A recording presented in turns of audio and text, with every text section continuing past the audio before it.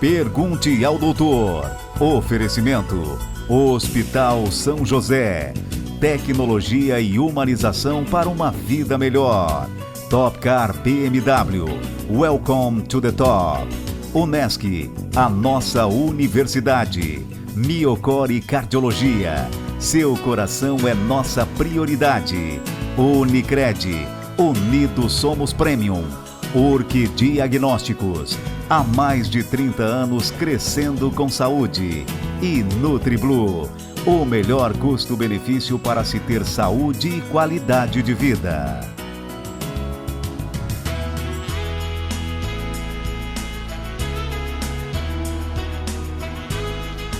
Olá, seja muito bem-vindo a mais um programa Pergunte ao Doutor através do nosso portal pergunteaodoutor.com.br, agora com muito mais conteúdo para você, o nosso canal no YouTube Pergunte ao Doutor, e nós estamos também no canal 19.1 Digital. Na pandemia do novo coronavírus, práticas consolidadas da medicina se encontraram com a vanguarda da ciência. O encontro de conhecimento, inovação e esforço coletivo de profissionais de saúde e cientistas salvou milhões de vidas. Mas, na real, quais lições o coronavírus nos trouxe? Quem vai responder a essas perguntas é o médico pneumologista Dr. Renato Matos. Dr. Renato, seja muito bem-vindo ao Pergunte ao Doutor. Obrigado pelo convite, Aguinaldo.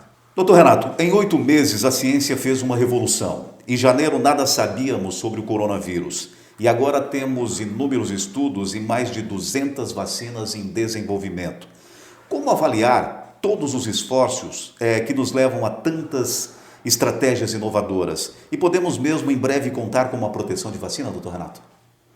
Essa pandemia nos pegou desprevenidos, né? Apesar de diversas descrições dessas possibilidades, né, de viroses que poderiam realmente afetar grande parte do mundo, no fundo nós não imaginávamos que fosse, pelo menos nessa nossa geração, passar por uma situação dessa, né? O que tem parecido, evidentemente, numa outra intensidade, muito mais pesada, foi a gripe espanhola, né, em 1918, né, que se fala entre 20 e 50 milhões de mortos. Então, realmente, é uma situação completamente diferente, né? Nós tivemos a gripe suína, né, alguns anos atrás, mas uma situação completamente diferente, né? Nós já tínhamos uma medicação que não era nenhuma maravilha, o Tamiflu, mas ele ajudava, né? Medidas de controle rapidamente conseguiram eliminar a doença. E nós imaginávamos que nós lidaríamos com situações parecidas, né? A cada 3, 4 décadas acontece alguma coisa dessa, mas realmente o coronavírus é um vírus extremamente eficaz no papel dele de infectar pessoas. Realmente ele trouxe uma situação que mudou o mundo, né? Começou na China. Será que vai sair da China? Chegou na Europa. Não, mas lá é frio, é outra situação, não vai chegar aqui. Chegou nos Estados Unidos. Não, mas aqui não vai chegar, aqui o clima é quente, né? Então existiam diversas teorias que nós achávamos que seríamos poupados dessa situação. E realmente nós sabíamos muito pouco, né?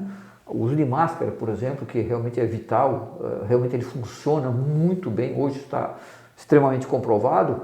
No início nós não usávamos máscara no consultório, no hospital nós discutíamos se era necessário o uso de máscara fora da UTI, né? Coisa que hoje é uma situação totalmente já definida, que a máscara funciona muito. Então nós aprendemos muito nesse aspecto. Nós continuamos sem ter nenhum medicamento que naquela fase inicial modifique o curso da doença, né? O que nós temos de melhor hoje de medicamento é a dexametasona, que é um corticoide da década de 50 ainda, né? Que usado numa dose baixa, naqueles pacientes que já começam a apresentar uma queda nos níveis de oxigênio, ele reduz a mortalidade em 30%. E a grande modificação é o tratamento hospitalar, né? Então, antes do hospital nós temos muito pouca coisa a oferecer ainda. Mas dentro do hospital, para frente, realmente nós aprendemos muito. Medicações que podem ser utilizadas, inicialmente se achou que era uma doença puramente pulmonar, se sabe que não. Existem alterações de coagulação importantes, então esses pacientes são anticoagulados, isso muda muito o desenvolvimento da doença. As técnicas de ventilação mecânica, aqueles pacientes que precisam de o uso de máquina para fazer uma respiração adequada, se aprendeu muito nessa parte. Então hoje é muito maior a chance de uma pessoa ter coronavírus, ter complicação e sair viva do que alguns meses atrás. Doutor Renato, agora a gente já começa a discorrer um pouquinho mais no âmbito pessoal, né? Eu quero relatar aqui que eu já tive o coronavírus, eu e a minha esposa. O que a gente observou é que nós tivemos sintomas diferentes, né? E se eu for enumerar aqui, ela teve até mais sintomas do que eu, graças a Deus sintomas leves, mas foram vários sintomas. Por quê? Por que isso, doutor? Mesmo numa virose normal, num quadro de influenza, é comum, né? Nós temos aquele mal-estar, cefaleia, dor de garganta, tosse, às vezes uma certa dificuldade respiratória. Mas o vírus da influenza, que é o que mais se aproxima, né, do que nós vivemos aqui, ele é uma doença basicamente de aparelho respiratório, né? E quando chegou o coronavírus também essa era a ideia, né? As pessoas faziam pneumonias graves, acabavam entrando em doença respiratória e depois se viu que não era só uma doença respiratória, né? Existem comprometimentos neurológicos importantes, cardiovasculares, alterações renais, alterações importantíssimas de coagulação sanguínea. E esse conhecimento é que realmente modificou. Não é uma doença só pulmonar. É evidente que o pulmão é o órgão mais afetado, mas se nós nos limitarmos a tratarmos só o pulmão, um número muito grande de pacientes vai falecer em função disso. Então realmente modificou. E cada pessoa tem uma manifestação diferente. E essa é a grande preocupação. Olha, tá certo, a gente vai para um rápido intervalo comercial e já voltamos com o Pergunte ao Doutor. O meu convidado de hoje é o médico pneumologista, Dr. Renato Matos. Estamos falando no programa de hoje o que aprendemos até agora sobre o coronavírus. Esse é o tema de hoje no programa.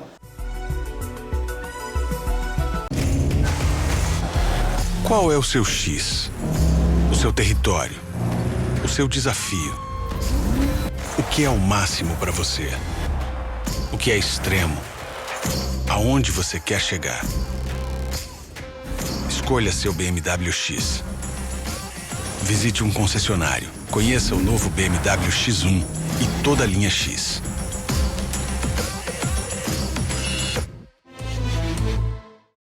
Welcome to the top. Mantenha o rastreamento das suas mamas. Procure seu médico. Faça mamografia em um local de confiança. O tempo não parou. Mesmo com a pandemia, mantenha seus exames de mama em dia. Outubro Rosa. A saúde da mulher não pode ficar de quarentena. Orque Diagnósticos.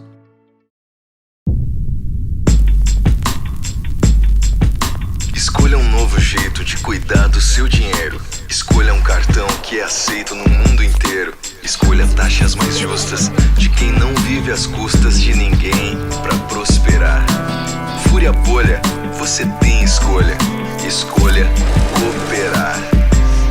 Escolha investir. Escolha emprestar de verdade. Escolha o que fazer com o dinheiro que sobra na sua entidade. Escolha cooperar com a sua comunidade. Empatia faz a nossa identidade. Colha o fruto das suas escolhas. Você tem escolha. Escolha cooperar. Olha, o futuro se desenhando. Já imaginou todo mundo cooperando? Escolha um futuro melhor para todos. Escolha cooperar. Escolha Unicred.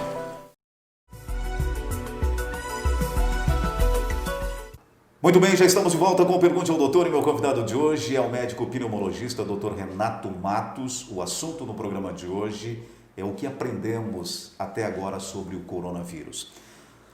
Dr. Renato, se preconizava 14 dias em isolamento e agora parece que esse tempo mudou, diminuiu para 10 dias. O porquê disso, Dr. Renato?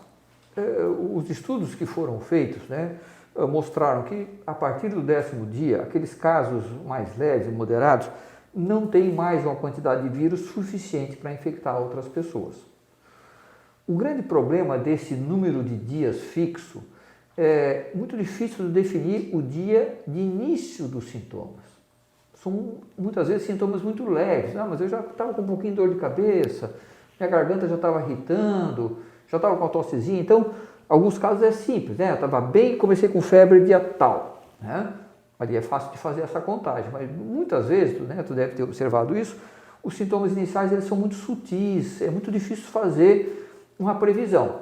Já se sabe que 10 dias a partir dos sintomas, o vírus não é mais viável para ser transmitido.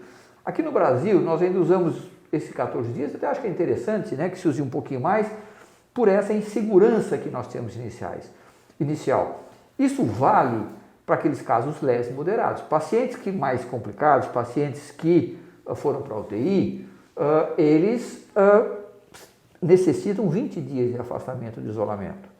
E esses 10 dias, vale os 10 dias, desde que nas últimas 24 horas ele não tenha febre ou sintoma importante. Quer dizer, se ele está no 10º dia e está tossindo muito ainda, ele tem que permanecer em isolamento. Se ele continua tendo alguns picozinhos febris, tem que se manter em isolamento.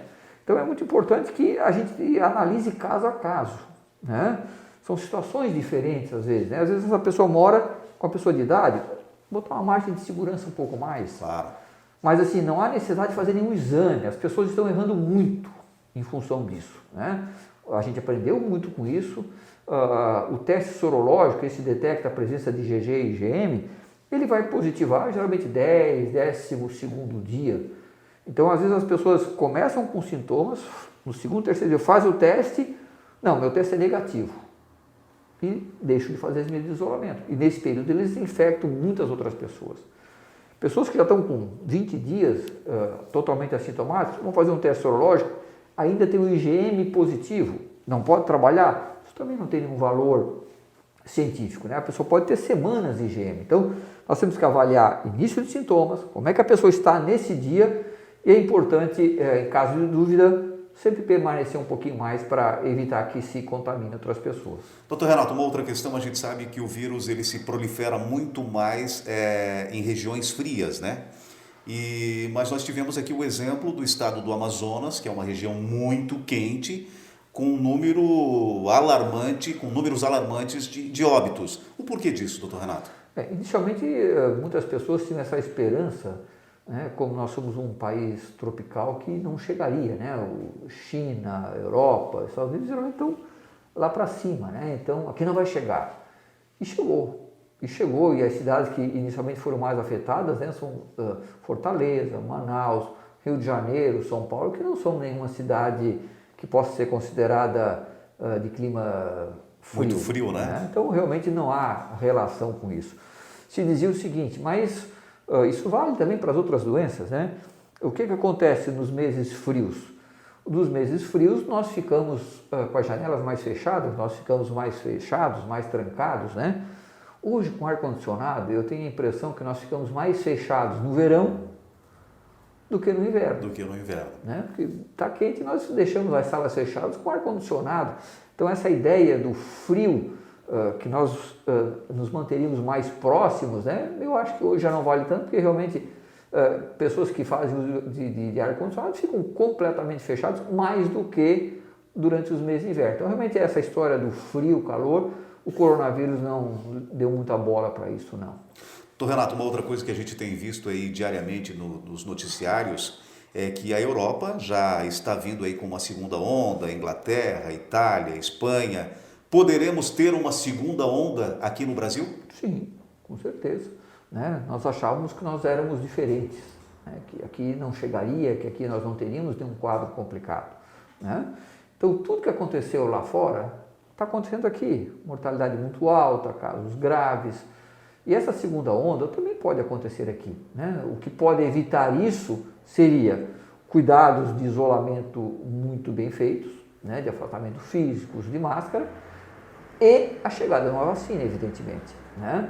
Mas enquanto nós não tivermos uma vacina que realmente seja eficaz, nós não sabemos qual a eficácia dessa vacina em determinados grupos, né? A boa parte desses estudos são feitos em pessoas de 18 a 50 anos, né? Como é que vai funcionar num velhinho lá de seus 70 e poucos anos? Como é que funciona em criança? Então, existem muitas respostas ainda que nós não temos, né? Então, Infelizmente, nós ainda vamos ter que conviver com máscara, nós vamos ter que ter cuidado de isolamento físico até que essas respostas e essas seguranças sejam dadas nos próximos meses. Então, existe também um risco, né? Manaus, já existe em Rio de Janeiro, já está se vendo um número aumentado de casos, né?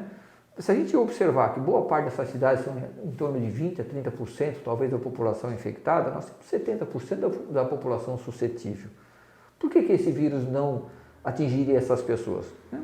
Então, nós não podemos aceitar a ideia, isso já é uma coisa bem definida, nós não chegamos ainda naquela imunidade de rebanho, mesmo naqueles locais que foram intensamente atingidos. E uma outra coisa também que se observa, né, doutor Renato, é que agora o número de infectados, principalmente na Europa, são pessoas mais jovens, né? Eu acho que até por conta da liberação de pubs e bares, restaurantes, eu acho que por conta disso, né, doutor Renato? Sim, né? É muito complicado, né? O setor de eventos foi extremamente impactado e certamente vai ser impactado ainda por mais alguns meses, né? Isso realmente nos causa um desconforto muito grande, mas como médicos não tem como nós falarmos que as pessoas podem hoje ficar num ambiente fechado, sem máscara, conversando durante horas. Existe risco? Existe risco, com certeza, né? Está vindo mais jovem, mas qual é o risco? Esse jovem levar essa infecção para casa. Ou talvez um jovem desse ter um quadro muito mais complicado. Então, temos que sair, temos que trabalhar. Já temos uma segurança hoje para isso? Já. No início nós não tínhamos, né? Nós conversamos, né? O pessoal de saúde não ficou semanas sem frequentar a sua casa, né? Nós tínhamos medo que a nossa roupa, nós tínhamos medo de comprar uma pizza, que o invólucro da pizza ali tivesse o coronavírus. Se fosse no mercado um pacote plástico, o vírus poderia estar ali. Então, a percepção não é essa hoje mais. A grande percepção que nós temos hoje, que se observa, são eventos sociais, que as pessoas interagem com a proximidade física, sem máscara, e hoje esse tem sido o principal fator de disseminação do vírus ainda.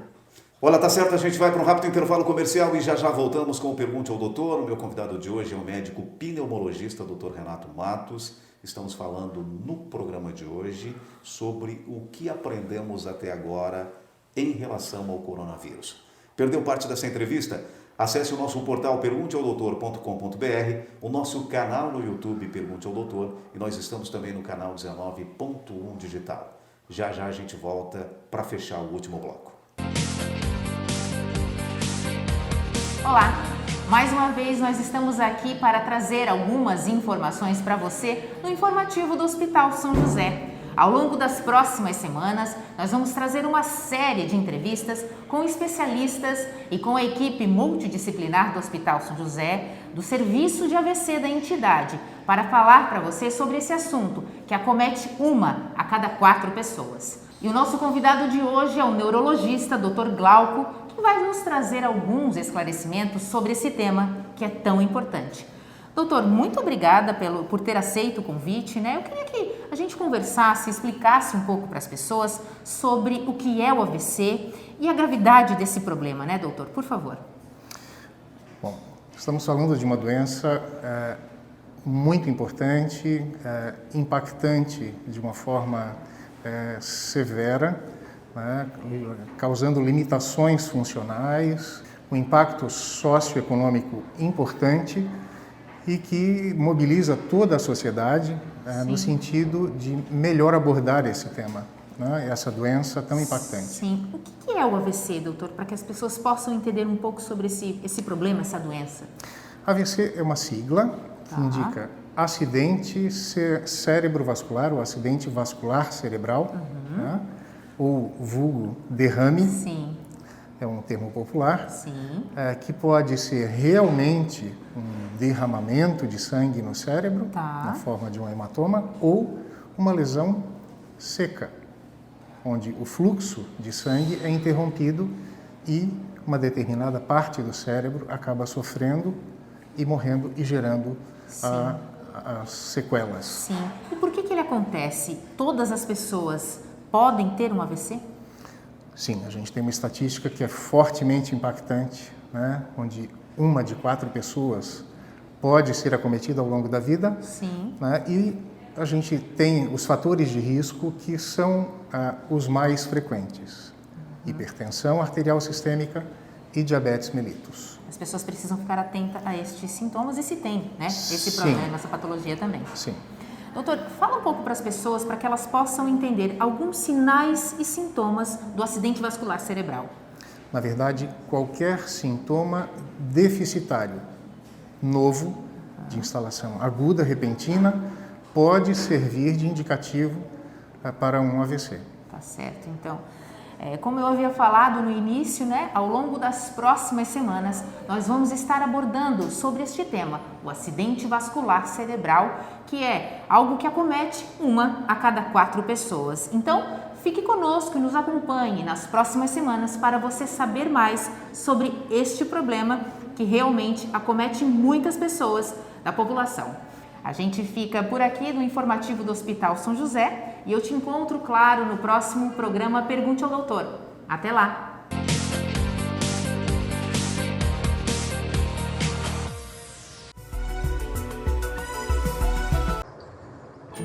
É hora de recomeçar. Entre tantas transformações que estamos vendo no mundo, temos uma certeza: o conhecimento é a base sólida para construirmos o amanhã. Enquanto as informações estão cada vez mais acessíveis, o desafio passa a ser como fazer as escolhas certas. Para decidir o melhor caminho a seguir, é preciso estar preparado. Venha viver a magia do campus de uma grande universidade e estudar com a vanguarda do conhecimento. A Unesc é comunitária e participa diretamente do desenvolvimento de toda a região. Faça a diferença, seja agente da inovação e venha para a Unesc. O mundo pode mudar. O que não muda é a força do conhecimento, dos sentimentos humanos co-criadores de novos mundos e novas realidades. Matrículas abertas para a graduação presencial. Unesc, a nossa universidade. Muito bem, já estamos de volta com o Pergunte ao Doutor e meu convidado de hoje é o médico pneumologista, Dr. Renato Matos. Dr. Renato, que durante todo esse período de pandemia aí foi o grande porta-voz, né, esclarecendo aí a vários meios de comunicação a respeito do coronavírus. No programa de hoje a gente está falando justamente sobre isso. O que se aprendeu até o presente momento sobre o coronavírus? Doutor Renato, na verdade existe uma mobilização global em função de uma vacina, né? O que podemos esperar, doutor Renato? Existe uma vacina mais promissora? Já se ouviu falar de várias universidades, de vários laboratórios. O que se tem de fato até o presente momento, doutor Renato? Essa é a nossa grande esperança, evidentemente, né? A ciência que tem sido tão combatida, tão relegada em diversos aspectos, é ela que vai nos trazer a vacina que vai, aí sim, se tudo der certo, nos livrar dessa situação. O que nós não sabemos ainda, qual vai ser a potência dessa vacina, né? Existem alguns cenários, né? Existe um cenário que essa vacina nos protegeria desde o momento que o vírus tenha contato conosco, evitando que nós nos infectássemos. Um segundo cenário é que nós nos infectaríamos, mas a probabilidade que nós tenhamos um quadro complicado seja menor. E um terceiro cenário, que é o que menos se espera, que ela funcione, mas que não nos dê uma proteção tão marcante e que nós ainda continuemos tendo casos mais complicados. A gente sabe que todo vírus sofre um tipo de mutação, né? Tivemos aí o exemplo da H1N1, né? Que foi bem complicado na época que tivemos, inclusive na nossa região. E aí, todo ano as pessoas acabam fazendo a vacina para o H1N1. Será que a gente, com relação ao coronavírus, teremos que proceder da mesma forma? Aparentemente, o coronavírus é um vírus mais estável do que é o vírus da influenza, né? Mas nós, como boa parte das situações do coronavírus, nós não sabemos ainda as respostas, né? Ele vai daqui a pouco ter uma modificação muito grande, que a vacina não funcione mais, nós não sabemos, né? A vacina da influenza, ela, quando funciona muito bem, ela protege 40% a 60% das pessoas, né? E tem que ser feita anualmente. Então, existem essas dúvidas todas que nós temos com a influenza, nós também temos com o coronavírus, né? As pessoas estão esperando uma bala de prata, vai vir a vacina, tomei a vacina, uma dosezinha e o coronavírus sumiu. O coronavírus nunca vai sumir, até porque ele é um vírus do morcego. Nós não vamos vacinar morcego. Então, se nós ficarmos cutucando esses morcegos que estão lá quietinhos, esse vírus e outros vírus podem voltar a aparecer de outras formas, com outras mutações, né? O coronavírus é um vírus conhecido desde a década de 30, né? Existem formas simples de coronavírus, né? Houve duas situações complicadas em 2002 e 2003, que é a SARS-CoV-1. E aí se pergunta, por que a SARS-CoV-1, que era um coronavírus, né? Também com comprometimento respiratório, se espalhou por 20 e poucos países, teve uma mortalidade em torno de 800 pessoas e sumiu. E por que esse não vai embora? Por que está querendo cada vez mais espaço? O SARS-CoV-1, ele tinha a característica de que a pessoa ficava no início muito sintomática. Ela já acordava com febre alta, mal-estar, muita falta de ar. Então era muito simples separar essas pessoas. Hoje no SARS-CoV-2, boa parte é assintomática, boa parte tem sintomas muito leves, parece um resfriado, nem gripe, né? E nós vamos ter sintomas muitas vezes dias depois. Então é muito difícil fazer o isolamento e a quarentena das pessoas. Então esse é um dos grandes motivos que esse coronavírus se comporta muito diferente do coronavírus lá de 2002, 2003. Então realmente são vírus com características diferentes e nós ainda vamos ter contato com o coronavírus durante meses, talvez anos ainda. Olha, tá certo, no programa Pergunte ao Doutor de hoje eu tive o prazer de conversar novamente com ele que na verdade já fazia muito tempo que não conversávamos, o médico pneumologista Dr. Renato Matos. Dr. Renato, mais uma vez, muito obrigado por ter aceito o nosso convite. Nós que agradecemos o convite de vocês. O papel da imprensa foi fundamental durante essa pandemia, né? Houve tanta desinformação, tantas fake news e se muitas pessoas foram salvas, certamente o papel da imprensa foi fundamental, né? Era uma doença nova, uma doença que as pessoas não conheciam, usa máscara, não usa máscara, toma remédio, não toma remédio. Então a imprensa teve um papel fundamental. Eu gostaria de, através de parabenizar toda a imprensa, porque realmente vocês tiveram um papel fundamental e fantástico durante esse período tão complicado da nossa vida. Parabéns e sucesso, doutor Renato. Muito obrigado. E o programa Pergunte ao Doutor vai ficando por aqui. Se você quiser rever essa e outras entrevistas, acesse o nosso portal pergunteaodoutor.com.br, agora com muito mais conteúdo para você, o nosso canal no YouTube Pergunte ao Doutor, e nós estamos também no canal 19.1 Digital. Mais uma vez, muito obrigado pela sua audiência e até semana que vem com mais um Pergunte ao Doutor, o canal direto para a sua saúde. Até lá! Pergunte ao Doutor. Oferecimento: Hospital São José. Tecnologia e humanização para uma vida melhor. Topcar BMW. Welcome to the top. Unesc, a nossa universidade. Miocore Cardiologia. Seu coração é nossa prioridade. Unicred. Unidos somos Premium. Urque Diagnósticos. Há mais de 30 anos crescendo com saúde. E NutriBlue. O melhor custo-benefício para se ter saúde e qualidade de vida.